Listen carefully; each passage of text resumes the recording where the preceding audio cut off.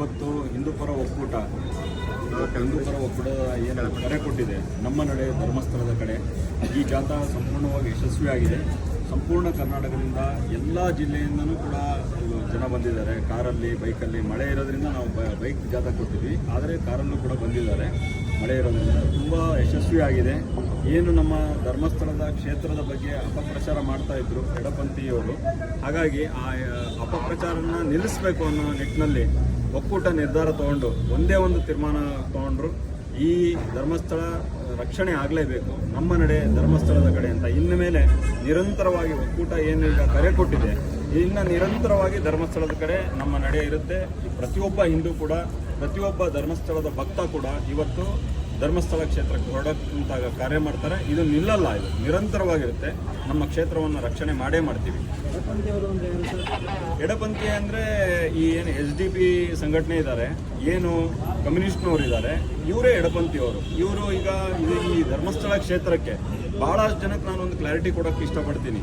ನಾವು ಮೊದಲನೇ ದಿನದಿಂದನೂ ಒಕ್ಕೂಟ ಸೌಜನ್ಯನ ಪರವಾಗಿದೆ. ಇವತ್ತು ಕೂಡ ನಮ್ಮ ಸ್ಟ್ಯಾಂಡ್ ಅದೇ ಇರುತ್ತೆ. ಸೌಜನ್ಯವಾಗಿ ನ್ಯಾಯ ಸಿಗಬೇಕು. ನ್ಯಾಯಾಲಯದಲ್ಲಿ ಏನು ಸಾಕ್ಷ್ಯ ಆಧಾರ ಇದೆ ಅದರ ಪ್ರಕಾರ ಅವ್ರಿಗೆ ನ್ಯಾಯ ಸಿಗಲಿ. ಅದಕ್ಕೆ ಇವತ್ತು ಕೂಡ ನಮ್ಮ ಒಕ್ಕೂಟ ಅದರ ಪರವಾಗೇ ಇದೆ.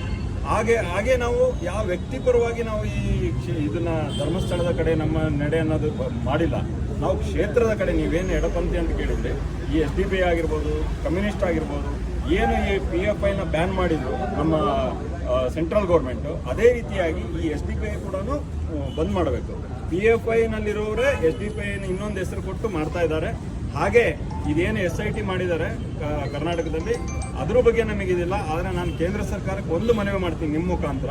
ಇದು SIT ಅಲ್ಲ, NIA ತನಿಖೆ ಆಗಬೇಕು. ನ್ಯಾಷನಲ್ ಇನ್ವೆಸ್ಟಿಗೇಷನ್ ಏಜೆನ್ಸಿ ಯಾವಾಗ ತನಿಖೆ ಆಗುತ್ತೆ, ಇದರಲ್ಲಿ ಯಾರು ಯೂಟ್ಯೂಬರ್ಸ್ಗಳು ನಮ್ಮ ಧರ್ಮದ ವಿರುದ್ಧ ಅಪಪ್ರಚಾರ ಮಾಡ್ತಾ ಇದ್ದಾರೆ ಅವ್ರನ್ನೂ ಹೊರಗೆ ತರಬೇಕು.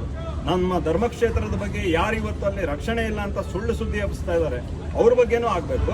ಹಾಗೆ ಈ ಬುರುಡೆ, ಅದು ಒಂದು ರಾಮಾಚಾರಿ ಪಿಕ್ಚರ್ದ ಹಾಡು ನೆನಪಾಗುತ್ತೆ ನನಗೆ. ಬುರುಡೆ ಎಲ್ಲರ ತಲೆಯಲ್ಲಿ ಬುದ್ಧಿ ಹೊಂದಿಲ್ಲ ಅನ್ನಂಗೆ ಮಾಡ್ತಾ ಇದ್ದಾರೆ. ಇವತ್ತು ಕರ್ನಾಟಕದ ಜನದ ತಲೆಯಲ್ಲೇ ಬುದ್ಧಿ ಇಲ್ಲ ಅನ್ನಂಗೆ ಬಿಂಬಿಸ್ತಾ ಇದ್ದಾನೆ ಅವನು, ಯಾರು ಮಸಕದಾರಿ ಬಂದಾನೆ. ಹಾಗಾಗಿ ಇದು ಖಾಲಿ ಬುರುಡೆ, ಅದು ಏನೂ ಇಲ್ಲ. ಈ ಬುರುಡೆ ಎಲ್ಲ ಸುಳ್ಳು. ರಾಮಾಚಾರಿ ಹಾಡೇನಿದೆ ಅದೇ ನಿಜವಾದ ಹಾಡೇ ಇಲ್ಲಿ ಪ್ರಸ್ತುತವಾಗಿ ವಾಸ್ತವವಾಗಿ ಕರ್ನಾಟಕದ ಜನ ನೋಡ್ತಾ ಇದ್ದಾರೆ.